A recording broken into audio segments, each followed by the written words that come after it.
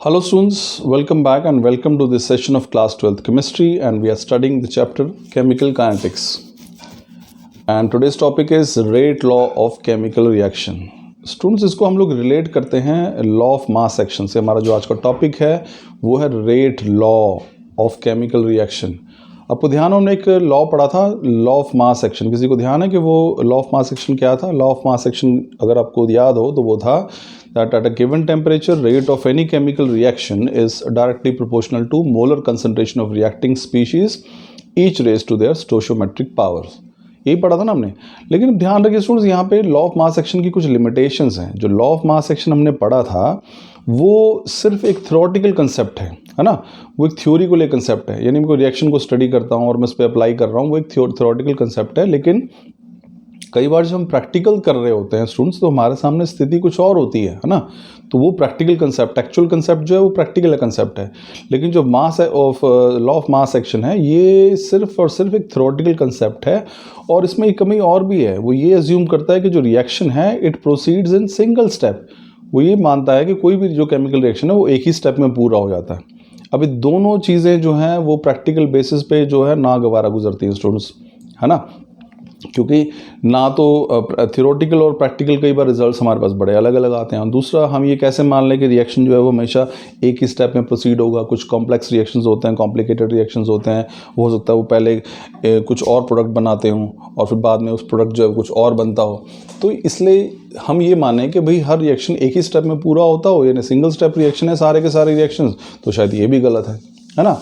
तो हम क्या करते हैं, कई बार क्या होता है कि हम अब थ्योरेटिकल कंसेप्ट मान लेते हैं. अब इस थ्योरी को हम कंसीडर करके हम रेट निकाल लेते हैं. यानी कि लॉ ऑफ मास एक्शन से कई बार क्या होता है कि जो रेट हम निकालते हैं किसी रिएक्शन का, लॉ ऑफ मास एक्शन के according, law of mass action क्या कहता है कि किसी भी रिएक्शन का रेट जो है वो रिएक्टेंट्स की मोलर कंसंट्रेशन के गुणा के बराबर होता है, प्रोडक्ट के बराबर होता है ना. लेकिन कई बार क्या होता है, ये जो एक्सपेरिमेंटली रेट हम निकालते हैं वो जो है लॉ ऑफ मास एक्शन के रेट से मेल नहीं खाते. यानी कि लॉ ऑफ मास एक्शन के अकॉर्डिंग रेट कुछ और निकलता है, लेकिन एक्सपेरिमेंट करके रेट जो है वो कुछ और ही निकल आता है. इसका मतलब कमी है. और कमी यहाँ पे क्या है कि एक तो ये थ्योरेटिकल कंसेप्ट है सिर्फ जो लॉ ऑफ मास एक्शन है, और दूसरा ये मानता है कि रिएक्शन जो है वो सिंगल स्टेप में होता है. तो ये दो बहुत बड़ी कमियाँ हैं इसमें, है ना. तो इसे एग्जाम्पल हम लोग यहाँ पे ले लेते हैं. अब एग्जाम्पल देखिए हमारे पास, अगर हम लोग यहाँ बात करें, so what is this rate law हम बात कर रहे हैं, और हमने लॉ ऑफ मास एक्शन को यहाँ पे जो है कंसिडर किया है.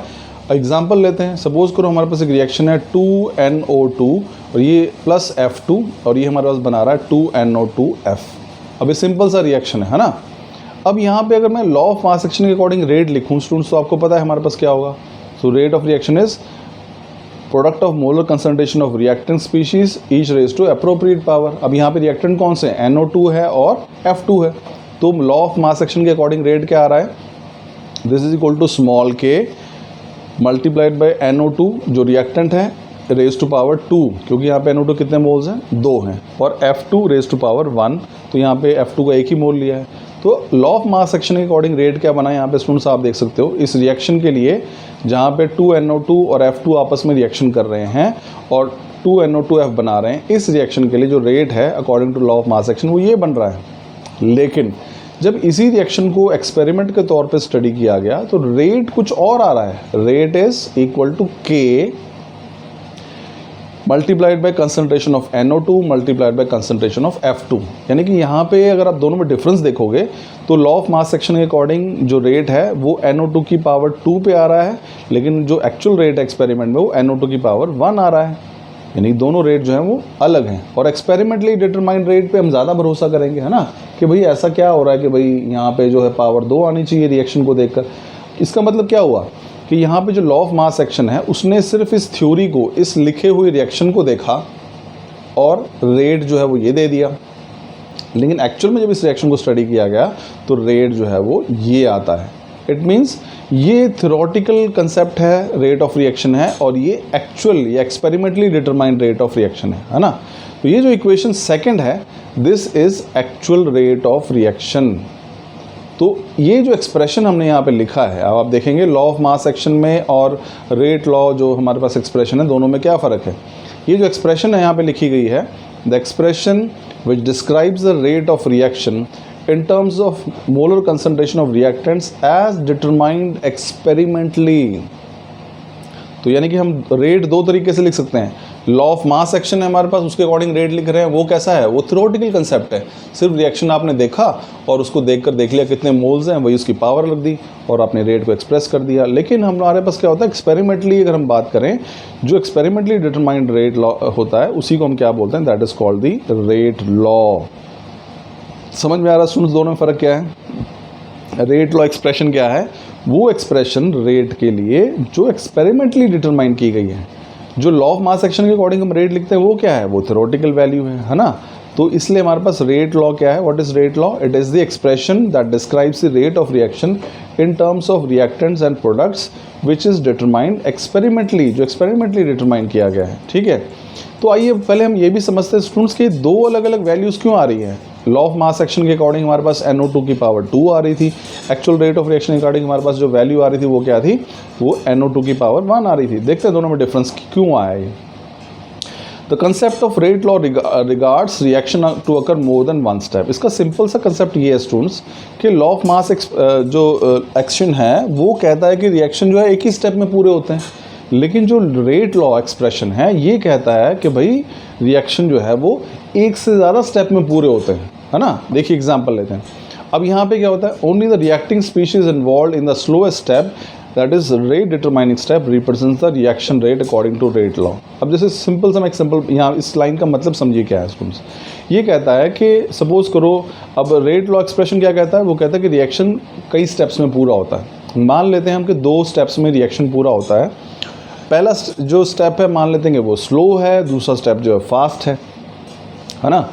अब जो रेट लॉ है वो ये कहता है कि जो रेट है रिएक्शन का वास्तव में वो उस स्टेप को कंसीडर करता है रेट लिखते हुए, एक्सप्रेशन रेट ऑफ रिएक्शन, जो कि स्लोएस्ट स्टेप है। क्योंकि स्लोएस्ट स्टेप जो होता है उसी को हम रेट डिटरमाइनिंग स्टेप भी कहते हैं। तो इसका मतलब ये हुआ कि रेट लॉ एक्सप्रेशन के अंदर हम उन रिएक्टेंट्स और उन पावर्स को कंसीडर करते हैं जो कि स्लो स्टेप में देखने को मिलती हैं। अब इसमें एग्जांपल समझते हैं स्टूडेंट्स हमारे पास, और उसी स्लोएस्ट स्टेप को क्या कहते हैं हम लोग, रेट डिटरमाइनिंग स्टेप कहते हैं। कि जो सबसे, मान लो एक रिएक्शन है वो 5 अलग अलग स्टेप्स में पूरा हो रहा है ना, लेकिन वो 5 स्टेप्स के अंदर जो सबसे स्लो स्टेप होगा वही उसके रेट को बताएगा कि रेट ऑफ रिएक्शन क्या है, वो एक्चुअल रेट डिटरमाइन करेगा। छोटा सा एग्जांपल लेके समझते हैं स्टूडेंट्स इस चीज़ को। मान लीजिए कि मेरे पास एक साइकिल की फैक्ट्री है जहाँ पे साइकिल बन रहे हैं, उसमें अलग अलग सेक्शंस हैं। कहीं पे साइकिल के टायर बन रहे हैं, कहीं पे साइकिल की चेन बन रही है, कहीं पे उसके हैंडल बन रहे हैं, कहीं पे उसके पेडल बन रहे हैं। अलग अलग सेक्शंस है हमारे पास, है ना। तो होता क्या है, अब मान लेते हैं कि उस पूरे काम में जो अलग अलग सेक्शंस हैं उसमें जो रिम है या टायर जो बन रहे हैं, उसके रिम अगर मैं कहूँ तो उसको बनने में सबसे ज़्यादा टाइम लग रहा है। यानी कि वो स्टेप जो है सबसे स्लो है। चेन भी जल्दी बन रही है और दूसरे पैडल भी जल्दी बन रहे हैं, बेल भी जल्दी बन रही है, बाकी चीज़ें सब फटाफट बन रही हैं, लेकिन जो रिम है या टायर है वो सबसे ज़्यादा टाइम ले रहा है साइकिल के बनने में। यानी कि वो सबसे स्लो स्टेप है उस पूरे प्रोसेस में।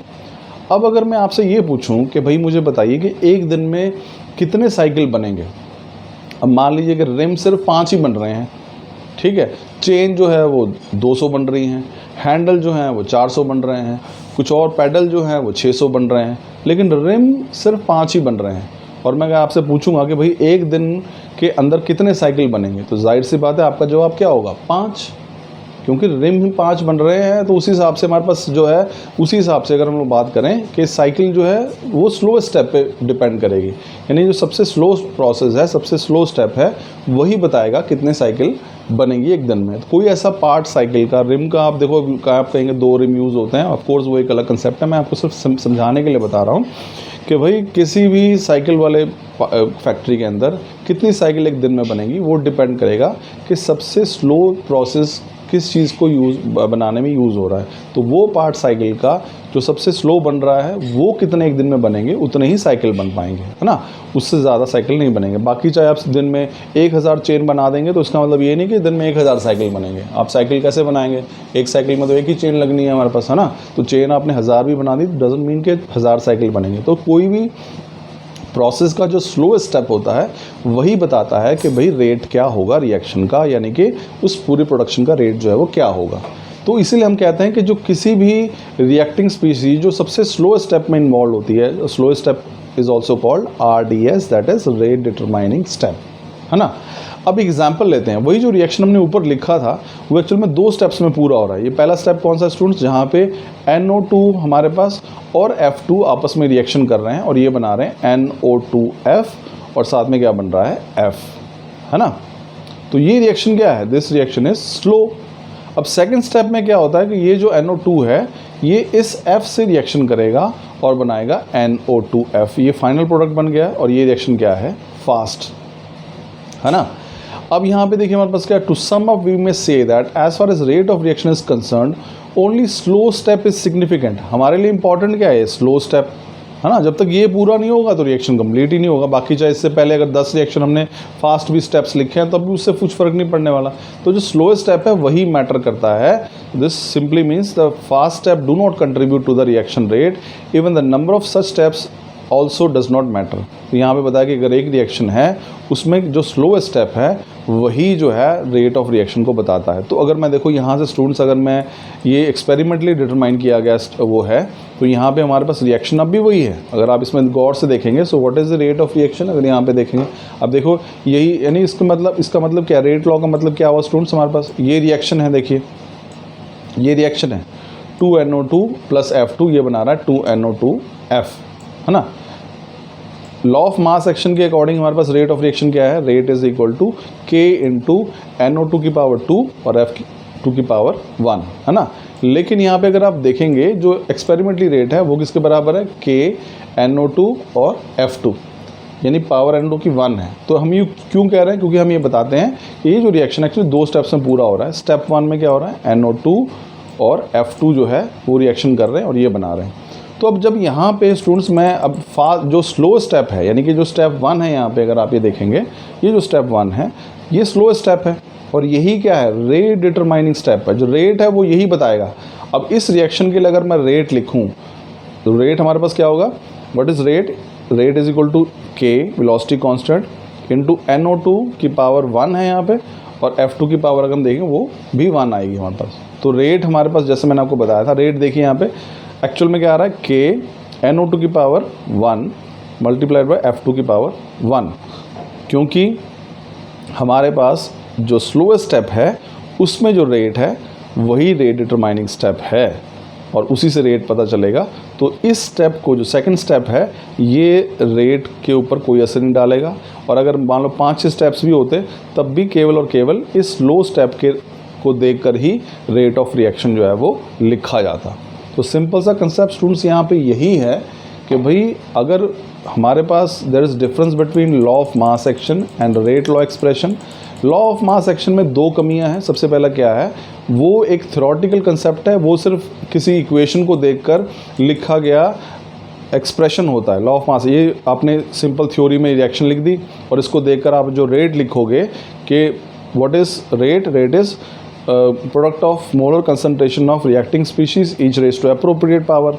उस हिसाब से यहाँ पे NO2 की पावर कितनी है, 2 है, तो 2 आ गया, और F2 की पावर कितनी, 1 है, तो 1 आ गया। लेकिन एक्चुअल में जब एक्सपेरिमेंटली इसका रेट पता किया गया तो वो NO2 की पावर 1 आ रहा है और F2 की पावर भी 1 आ रहा है। तो वो कैसे, क्योंकि एक्चुअल में क्या होता है कि जो रेट हमारे पास रिएक्शन होते हैं वो कई स्टेप्स में प्रोसीड करते हैं। जैसे इस रिएक्शन को हमने क्या माना कि ये रिएक्शन 2 स्टेप्स में प्रोसीड कर रहा है, स्टेप 1 और स्टेप 2। अब स्टेप 1 जो स्लो है और स्टेप 2 जो है फास्ट है।